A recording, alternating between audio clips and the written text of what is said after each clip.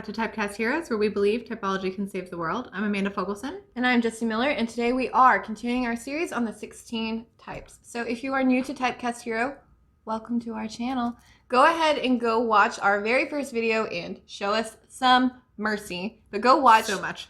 Welcome to Typecast Hero so that you can learn about the research that we do in our mission and our overall project. But we are still actively looking, so if you are an INTJ or if you love an INTJ and that's what led you to our channel, go ahead and go watch that video and then come interview with us. So remember, because this series serves as a teaser for that 16-episode podcast series that will air sometime soon. This summer. Hopefully this summer, but maybe a little End of later. summer. Mm-hmm. It all depends on when we get enough participants, and that is 100 of each type. So really, it's up to you guys. Because there's only so much listening I can do before I have to sit in Facebook jail for all eternity. For so long. So we are talking about the INTJs today. So I did get in trouble with the Extroverted Thinking video a little bit because an INTJ, ISTP, called me out and said that INTJs are more, because I said INTJs tend to be more emotional than INFP, and the person said that you can't quantify emotions. Than an INFJ. Yes. And the commenter commented that you can't quantify emotions, which is why I'm thinking, INTJ, but whatever. So you are correct. Let me go ahead and clarify my meaning, TI dominant. So INTJs don't have like a physical quantity more of emotion, but what they tend to do is they are more in touch with their emotional self because they have something called introverted feeling. We're going to get really in depth, but I just wanted to clarify that right off the bat. If you are here because you saw that video or you were in that group where you saw all of that go down, I'm sorry for not using specific enough language for your TI dominant members. So I do have a lot of friends who are INTJs, and I really do enjoy speaking with INTJs. INTJs have a lot of gifts to bring. They are super uncommon, and that can lead to them feeling very misunderstood, which is probably why you're here if you are one. But if you have an INTJ in your life and you want to understand them a little bit better, we're about to walk through the mental processes their brain uses to make them the unique person that you know and hopefully love quite a bit, because they are unique and lovable personalities. In fact, the one who sings our theme song on this at the end of it is an INTJ, and he is one of my favorite people ever. And I know that that's a little superfluous for some of you, but he is one of our biggest fans. He's been here since the beginning. If you haven't listened to it, go listen. Just skip just ahead watch and come back. Or no, just watch the whole video. Just watch the whole video. And watch the whole video. I'm just so excited. I want you to go hear it right now. That is Extroverted Intuition in use. Whatever, man. Yeah, I would just skip ahead and come back. Don't do that. Watch it in a linear line. As always, on every video, I will always say this forever and always. Any type can be anything. Anyone can be anything. So even though what we talk about may relate to who you are or how you think or how you make decisions or anything like that, or maybe you've had an experience similar to what we're going to discuss, please remember that you are human, and being human means that you will try to relate to other things, so you'll be able to. So remember who you are, your default setting, who you are at your core, and really hone into that while you're watching this video. Because what we don't want to happen is ISTP thinking they're an INTJ. Don't do it. Happens more often than you think. Yeah.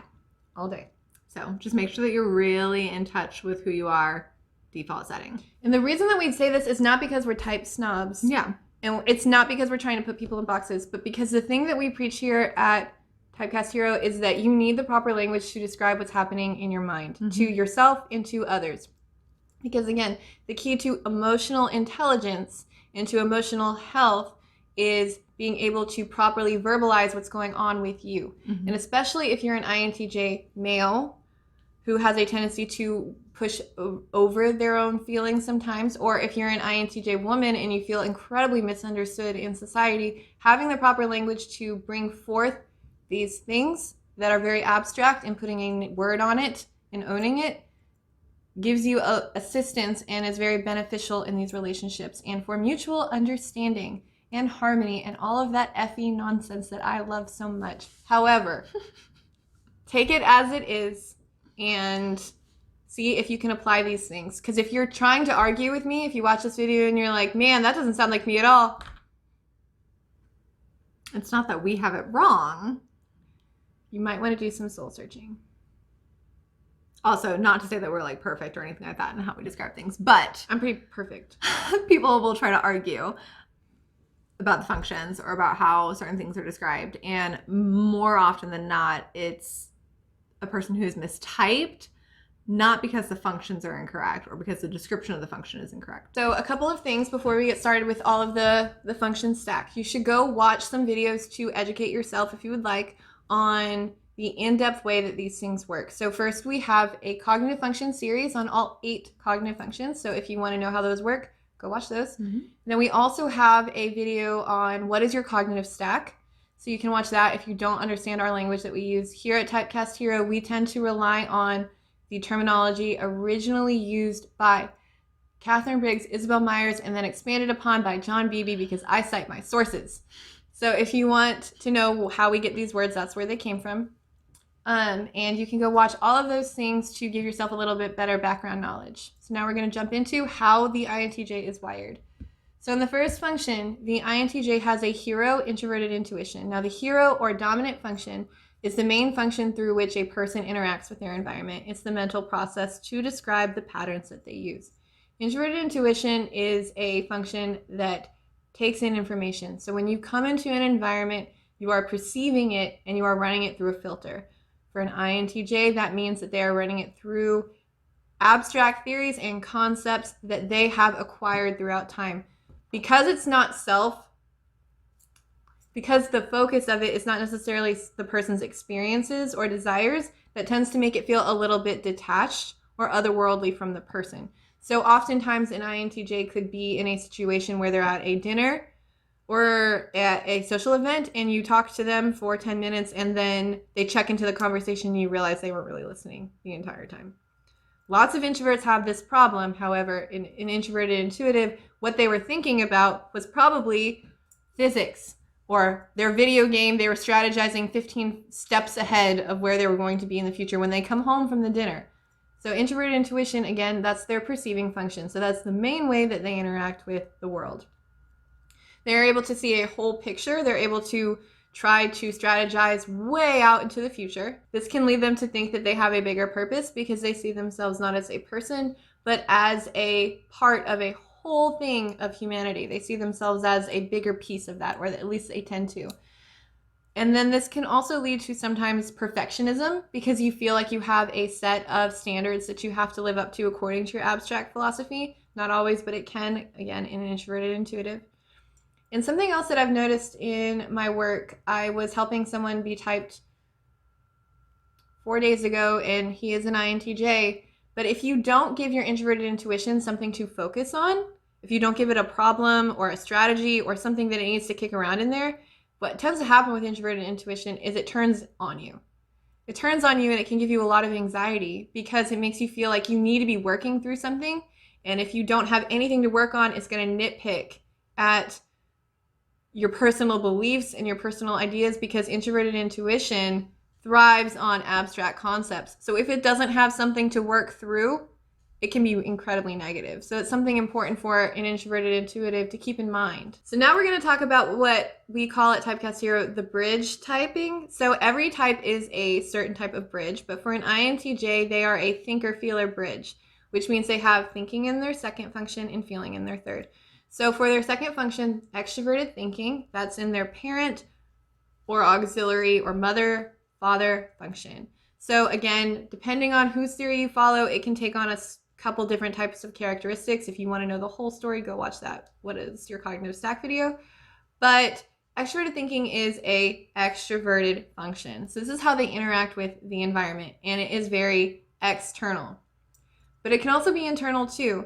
This can happen in conversations when an INTJ gets so very excited about something that they want to share that they kind of push you over in a conversation, almost like an ENTJ would. I've seen it happen, where they get so excited to share all of the nuances that they're just kind of gonna vomit all over you, and they do that very dominating thing that extroverted thinking can do, and it kind of almost looks like a extroverted intuitive would. They're just running with ideas because extroverted thinking is an external activity.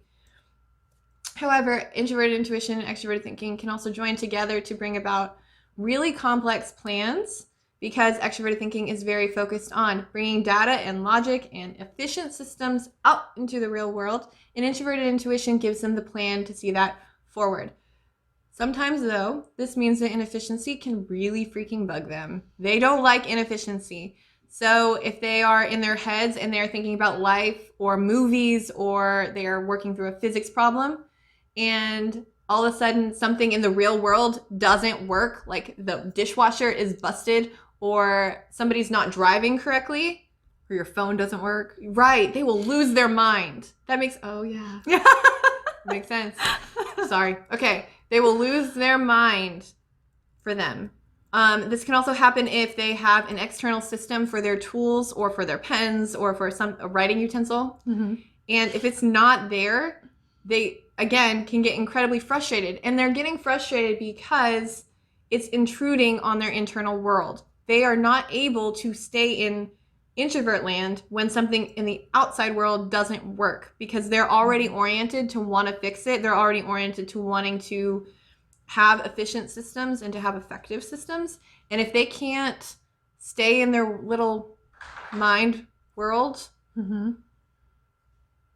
they're going to be very angry and unhappy about that. It's kind of like when they're at a grocery store sometimes and like a cashier is not as fast as they could be or as efficient as they could be, and there's kids running around and there's all sorts of sounds and everything is not effective like it should be. It's like, notice all of the inefficiencies. Extroverted thinking like yanks them out of their world. It's like, notice this. This all sucks. We got to fix it.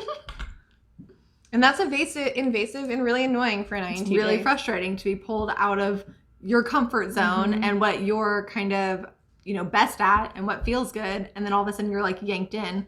It's a compulsion. Compulsion. Yes. That's what that second function is for everyone. But specifically for INTJs, that's what it's doing, is it is pulling you into the real world. And all of a sudden you have to try to look at everything and be like, this sucks. So again, they use extroverted thinking almost as equally as introverted feeling, even though the ways that they use them are different. So introverted feeling is your own morals and values and anything that you decide is important to you, it makes sense to you, that you can't logic your way through. It's the things that cause emotions in our life. So what I tend to notice with men is that they will jump between introverted intuition and extroverted thinking, and they're not going to really give space to their introverted feeling or extroverted sensing. And sometimes this goes on for a long time, and it's not until they're older in their 30s or 40s that they decide, I'm going to check into my introverted feeling, which is not typically what I see in other sorts of types. But particularly for INTJs, they already seem to feel so misunderstood, and society has so much pressure on them to not have a lot of emotions, and their emotions are so important and internalized to them. They don't really hold a lot of space for that. They want to just be kind of more action oriented and not really check in to say, does this meet my moral standards? Or if it does show up, it's kind of like, I don't feel like doing this today. I don't feel it today. I don't want to do that. And because the third function is your child function. So it is a child or tertiary position. And again, we talk about it as it's kind of bratty, kind of immature, kind of naive almost, like it doesn't really function well in the world sometimes. And so when it manifests, it can manifest as not always a positive thing. Yeah.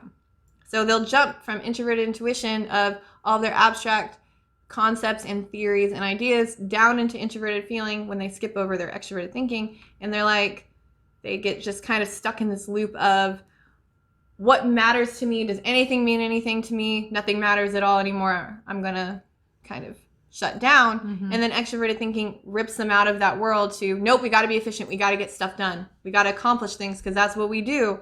And it can feel kind of very a lot like cognitive dissonance. Like these things are constantly fighting between them. But introverted feeling can also inspire beautiful things in an INTJ. It can make them very loyal, very kind and compassionate, because introverted feeling gives you a lot of empathy, because you look at a person and you put yourself in their shoes, and then you can imagine their pain because you understand your pain a little better as long as you've developed that function. So it can make them very understanding and beautiful, romantic people to the people that they love. So introverted feeling also has this thing where it wants to know itself, and it wants to know what it believes, and it wants to know what's authentic to them. So INTJs, I've said this in other video, but if you look at their stack, we're going to talk about their fourth function in just a minute, but their first two functions don't give them a strong sense of identity. They know that there is a system of beliefs and abstract concepts and theories that they think about, and they know that they are very concerned with making everything in the external world sort of efficient and logical. But those two things don't really give you a strong sense of self. One is action-based and one is theoretical. But then you jump down to introverted feeling, and it's very concerned with knowing itself, very concerned with purpose, with authenticity. And that's really where their whole sense of self lives. And so for an INTJ, they have to spend time developing that function. And for women INTJs, they can sometimes feel self-conscious about this because there's societal pressure to have emotion and to be emotional. And that's something they really deal with inside of themselves. And so they don't really want to bring it forth. So I'm not asking you to sit there and cry at a sad movie or to express all of your anger or all of your joy and to run around like a cheerleader happy person.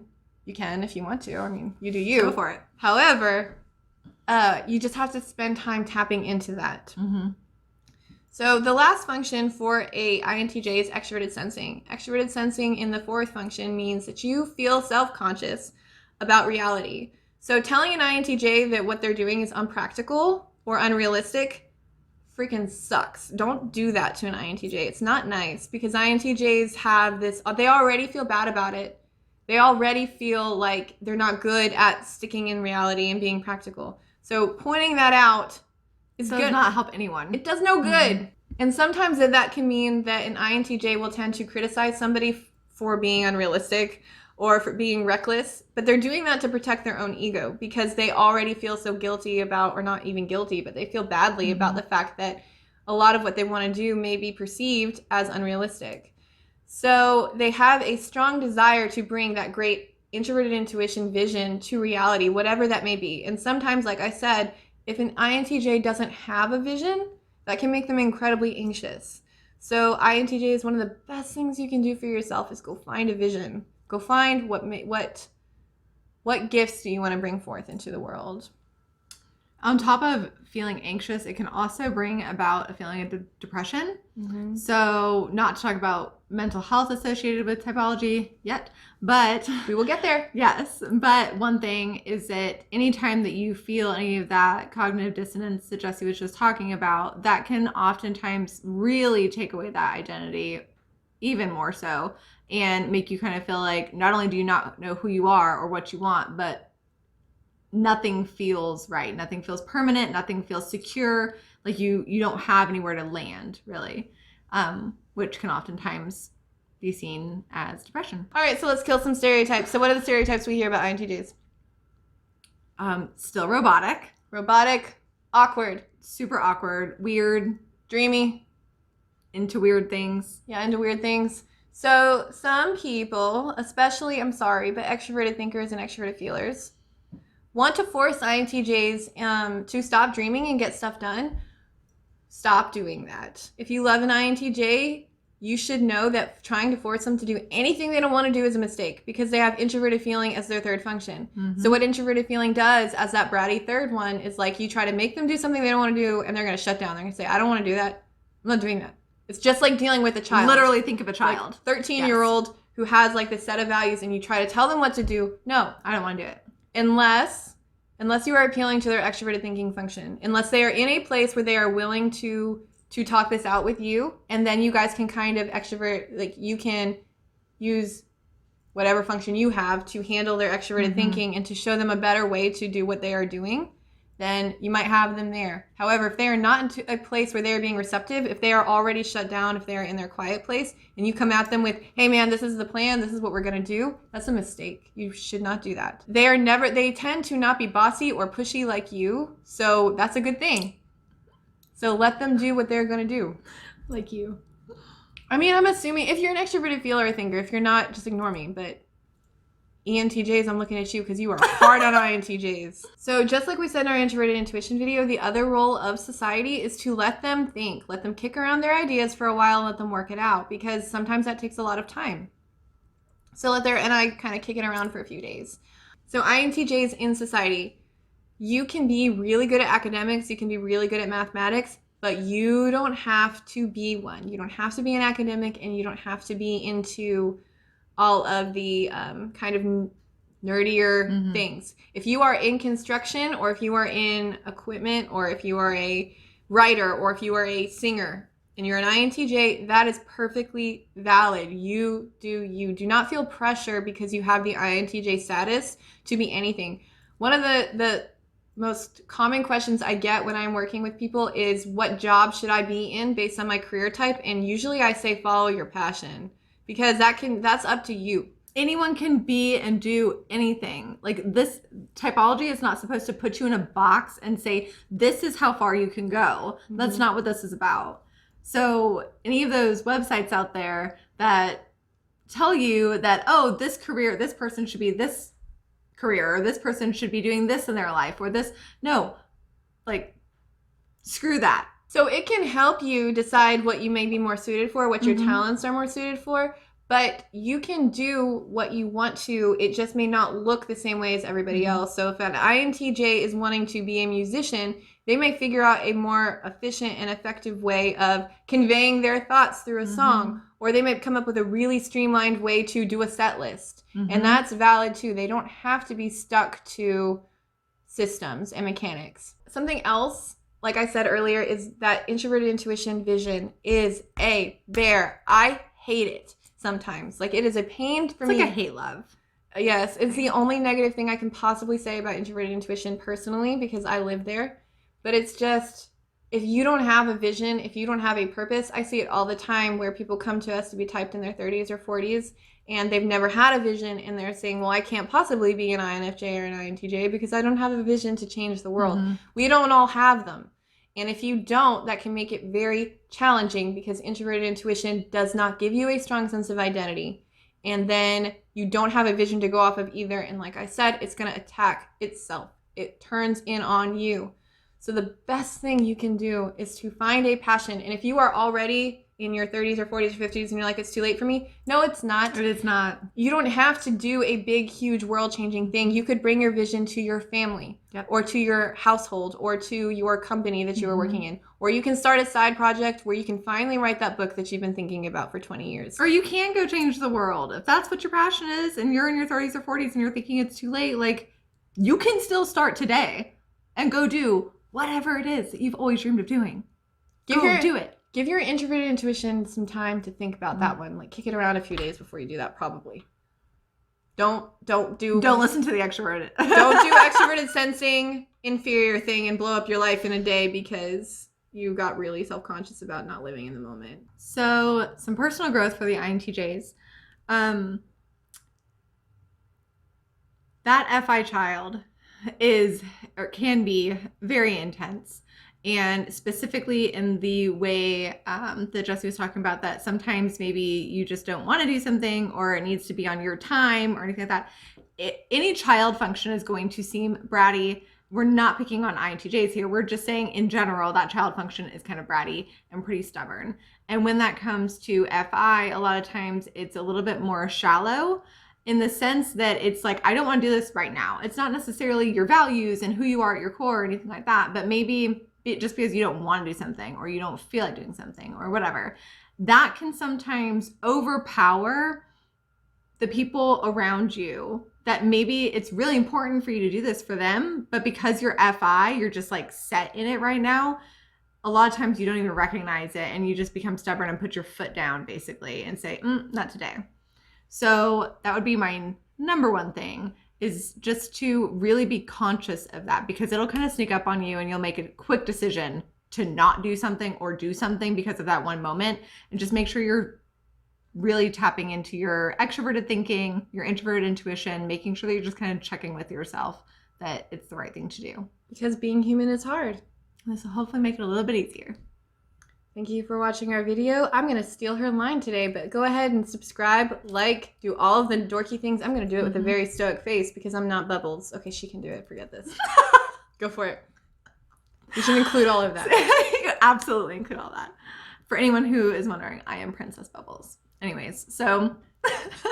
cheap as F champagne. And I'm totally okay with that. Anyways, like, subscribe, comment, share, talk to all of your friends and family. We are on Instagram, Facebook, Reddit, Discord, and obviously YouTube. So if you are already supporting us, if you've already interviewed, we so appreciate it. If you haven't, please, please, please comment below or send us a message on Instagram, Facebook, Reddit, or Discord, and we'll get in touch. But we appreciate all the support and love you guys so much. INTJs, you're awesome. You're amazing. Go do amazing things, whatever that looks like for you. Bye. Bye. Let's gather around the type fire and sing our type fire song. Our MBTITYPOLOGY song. And if you feel uncomfortable, then know there's nothing wrong.